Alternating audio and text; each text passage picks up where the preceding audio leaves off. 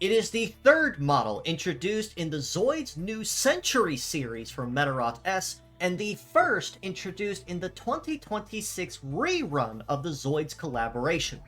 This is ZSZ02 Liger ZS, with a kit of Beam Slash, Laser Sword, Beam Claw, Biped Legs, and the leg ability of Sparkle, which grants Prism effect to self when charging Metaforce, and remains until one optic skill is used.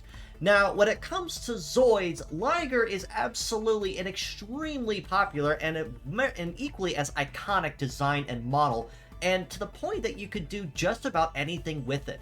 And the release of both Liger Schneider and Liger Panzer in this run of collaboration only drives that point home even more so.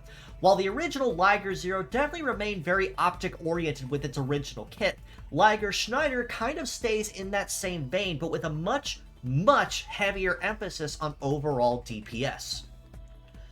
Beam Slash on the head part is a brand new skill being introduced into the game, which is basically the effect of Slash, but with an optic attribute. In short, basically this means that it's going to auto-target the closest enemy to Liger Schneider when he gets to the command line. So it does not matter who's there, whoever's closer gets the whack. On top of that, however, it also gets damage plus relative to how close that target is to Liger Schneider when he actually goes to attack. On top of that, as an optic attribute skill, this does also mean it gets a double damage at 30% Metaforce charge and a ×3 damage bonus at 100% charge. So while you don't exactly need a CG sustain in order to use this right off the bat, it is going to be very painful right from square one, especially given the fact it has a very impressive heating stat of over 900. So it's going to be pretty tough being able to chase this guy down and outrun him, or even stay a fair distance so that slash attack doesn't hit too terribly hard. Laser Sword on the right arm is another optic attribute skill, where unlike Beam has a slightly lower damage modifier at ×1.5 damage at 30%, and then double damage at 100. However, Laser Sword also has Defense Ignore, which puts it on the same tier as Beam Sword, but trading a little bit of your raw damage modifier for something just a little more destructive. Even though this one is much more dangerous to use, as it does have a no dodge and no defend penalty, the Defense Ignore means it will shred and bypass any defenses that the enemy tries to use to keep the damage as low as possible. And given it already starts at a fairly impressive almost 1500 in power, that's only going to become even more dangerous the more charge that Liger Schneider has to it. And given the fact that it does have the optic attribute, again, means that the more CG you have, the more powerful it gets. And honestly, its heating and cooling isn't too terribly either, in the mid 500s to low 600s, so speed really isn't too much of an issue here either. Beam Claw on the left arm, and another optic attribute skill that Liger Schneider is bringing to kind of really emphasize his point as an overall DPS type here, is another optic skill that has a scatter effect added to it, which means it will damage one part normally and then two others randomly for extra damage. However, the beam effect means it's sitting in the same tier as Beam Slash though, as it gets a double damage at 30% charge and a triple damage at 100% charge.